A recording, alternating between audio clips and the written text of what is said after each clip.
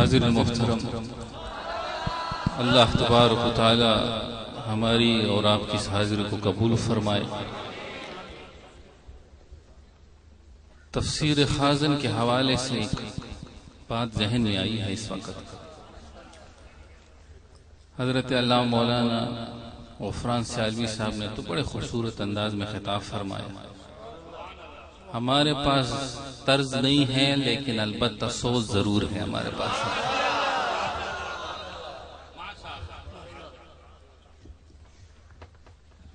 حضرت نوح علیہ السلام کشتی بنا رہے ہیں، ایک خاتون گزری، قریب ہو گئی، اے اللہ کے نبی کیا بنا رہے؟ نوح علیہ السلام نے کہا کہ مائی دنیا پر عذاب آنے والا ہے، پوری دنیا غرق ہو جائے گی، اور فرمان ہے رب تعالیٰ کا جو تجھ پر ایمان لائے تیرے ساتھ لگ گئے وہ اس کشتی میں سوار ہو جائیں گے، وہ بچ جائیں گے، باقی دنیا غرق ہو جائے گی۔ دوستان محترم، ہمیں اور آپ کو بھی اب اسی دور میں ایک کشتی نصیب ہوئی ہے، اور وہ حضور کی محبت اور نسبت کی کشتی نصیب ہوئی ہے۔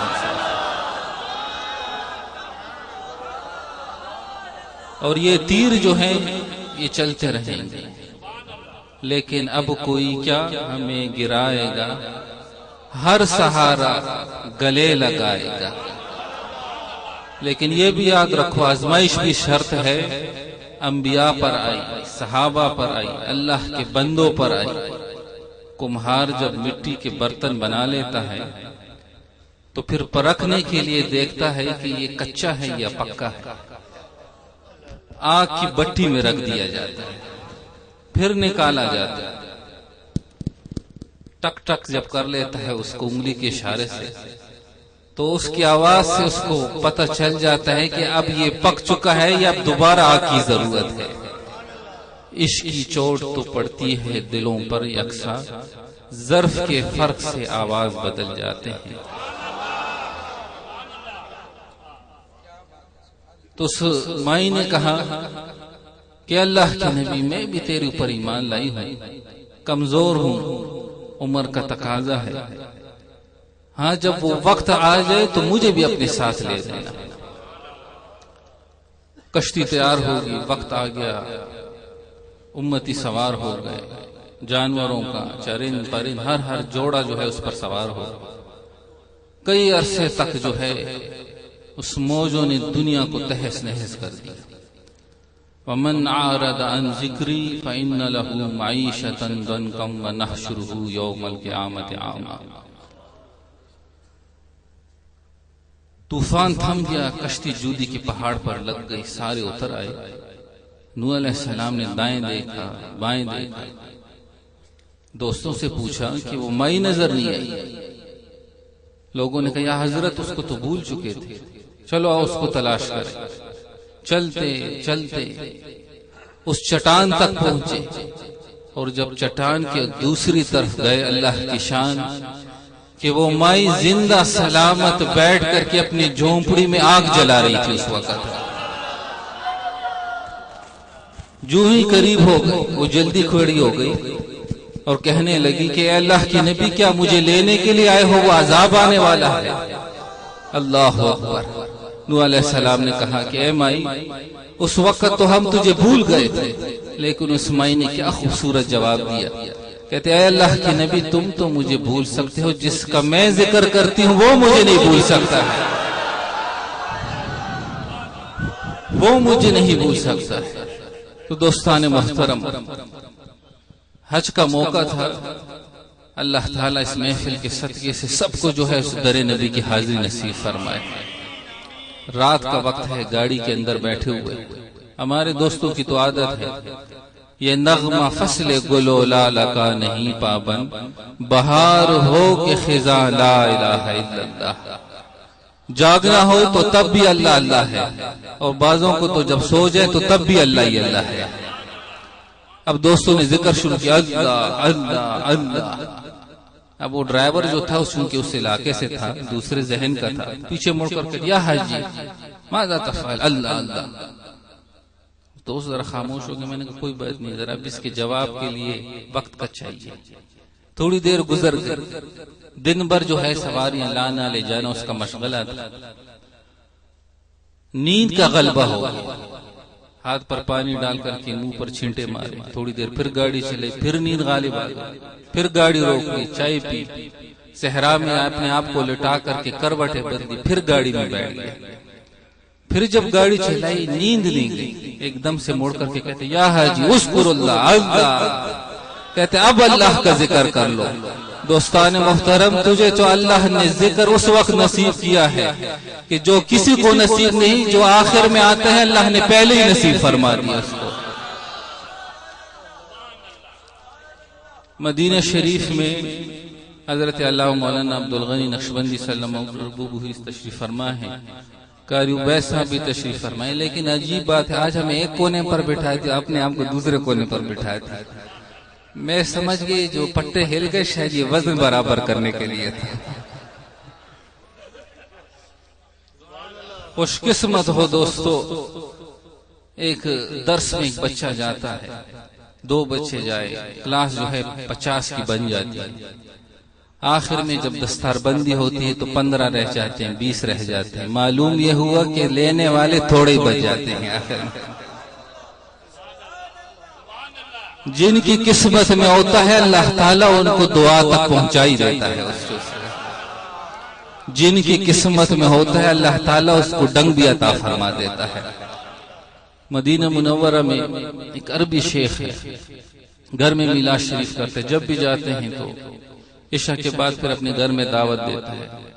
گئے اس دفعہ تو کچھ اور عرب کچھ لوگوں کو بلایا ہوا تھا. اپنے ختم خواجگان شریف پڑھا, ناز شریف ہو گئی.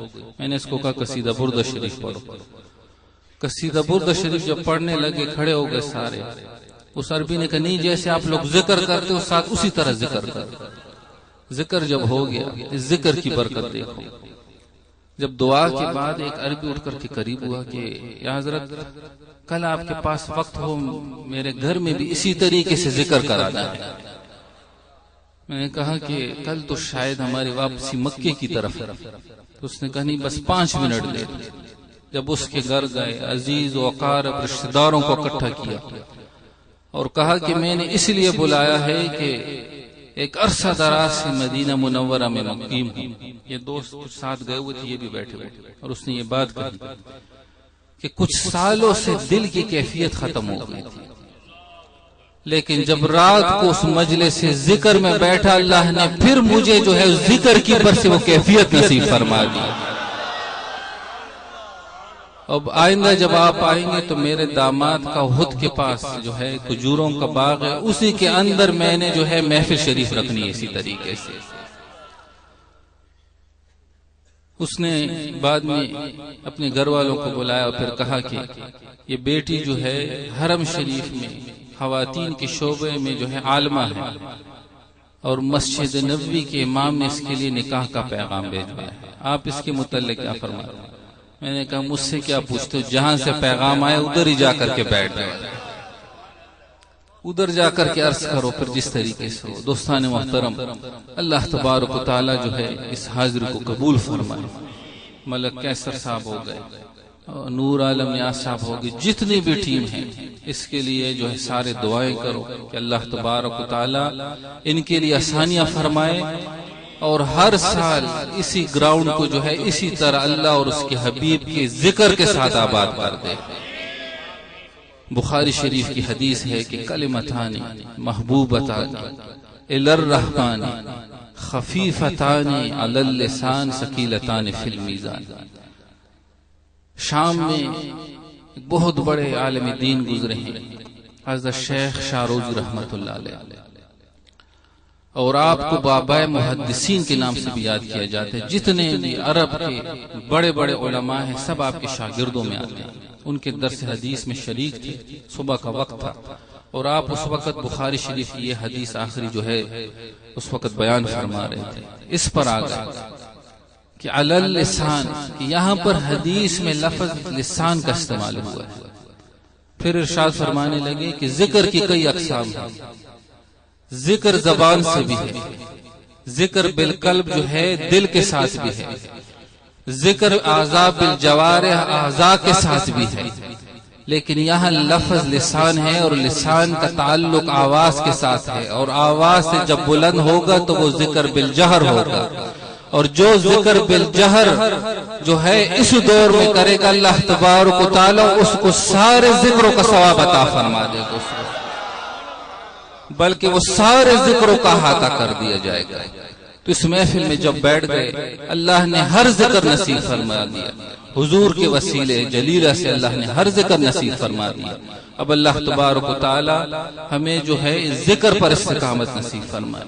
یہ جو نعمت ملی ہے اور مستدرک کی حدیث ہے، حاکم نے بڑی خوبصورت انداز میں اس حدیث کو نقل فرمایا کہ اللہ تبارک و تعالی نے انسان کو بے تحاشا نعمت عطا فرمائی، لیکن جب رب تعالی کسی شخص سے راضی ہو جائے تو اس بندے کی زبان سے اپنا ذکر جاری فرما دیتا ہے۔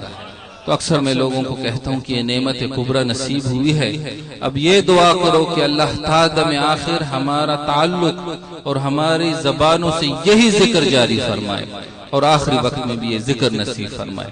جتنے بھی آج کے اس محفل میں ساتھیوں نے تعاون کیا، ملک صاحب کے ساتھ، اس پورے حلقے کے ساتھ، جو ہے اللہ تبارک و تعالی ان کو جزائے خیر عطا فرمائے، اور یہی محفل ان کے لیے باعث خیر باعث جزا بنا دے۔ وما علینا الا البلاغ۔ تمام حضرات سلام کے لیے کھڑے ہیں۔ مصطفیٰ جانے رحمت پہ لاکھوں سلام، شمع بز میں ہدایت پہ لاکھوں سلام، آسیوں تھامے لو دامن مصطفیٰ، آسیوں